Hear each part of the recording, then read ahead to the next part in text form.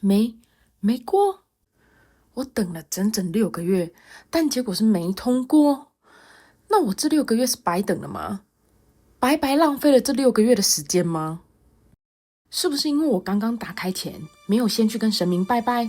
一定是因为我刚刚在听朋友抱怨，边听边打开，内容太过负能量了，导致气场影响我这边的结果也不好。一定是因为我没有去庙里拜拜，一定是因为我没做什么才会造成这种没过的结果。是我，一切都是因为我不够好。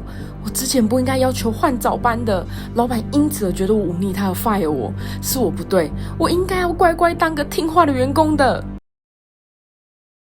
是我会造成今天这样的局面，都是我的问题。是我该死，是我该死的是我。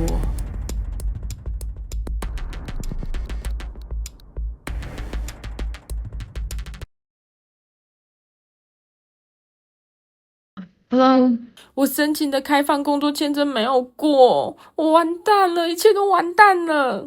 我真的好糟糕哦，都是我的问题。不是的，绝对不是你的问题。我们所有人都看在眼里，是那个老板有病。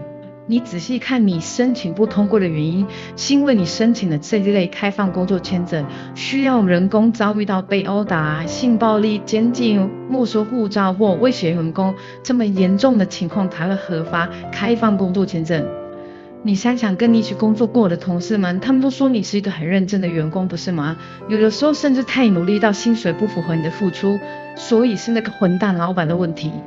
你自己也说过，每一件事情的发生都是最好的安排，说不定是老天要把你避掉之后可能发生的灾祸。没错，我又来了，又开始无尽的检讨我自己。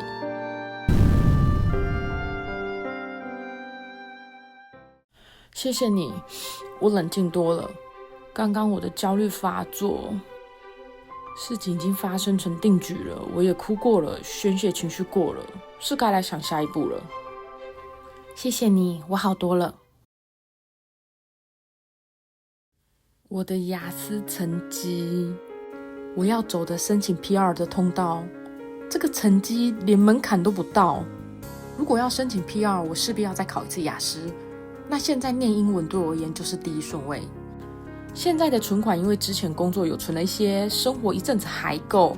但依照我的资质，我知道我又靠自己自习的话，很难只在2-3个月就能考到高分。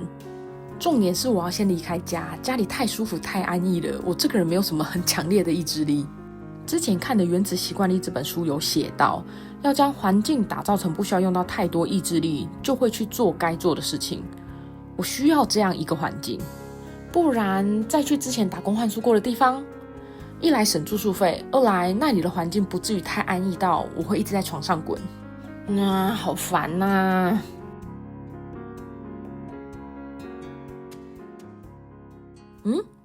菲律宾游学广告？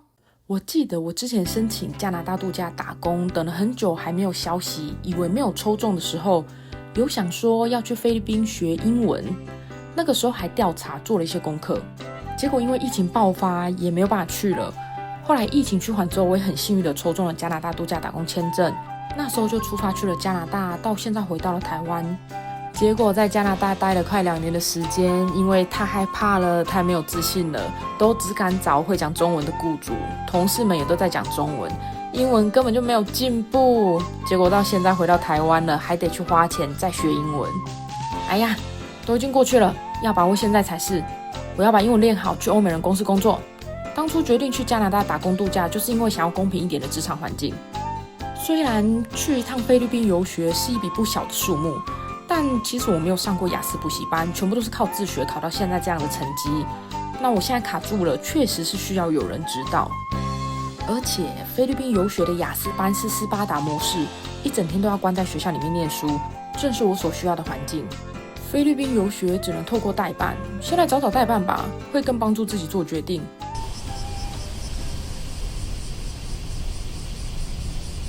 我要跟2位宣布一件事情。什么？请说。我要去菲律宾念语言学校了，要去拼雅思。哇，很棒耶！什么时候出发啊？要去多久？只去8个礼拜而已。即便很多人跟我说，包括代办都说8个礼拜的话，雅思进步很有限。但我的经济状况只够我去8个礼拜，我就只能尽力了。我选择了一个在山区比较安静的城市，然后是雅思的课程，是一整天都必须要关在学校里面念书，算是某种密集训练营吧。我从来没有去过菲律宾，所以有点紧张。但我上网查资料的时候，看到很多网红都在业配去菲律宾游学，而且我只是去那边念书，不会到处乱跑，应该是安全的。找代办吗？只能找代办。我问了一间不少网红跟 YouTuber 都推荐的代办，结果对方爱回不回的，我就找了一间比较积极的，然后他资料也比较齐全的。然后我1个月后出发，我会趁出发前自己念完到 B1 的基础文法，然后去菲律宾后就是专注在雅思上。那你决定好了就专心念书，其他的都先不要想，等考完雅思后再想。去到那里后要报个平安哦，一切小心，要注意安全。好哦，你们也是，一个在加拿大，一个在澳洲，都要好好照顾自己嘿。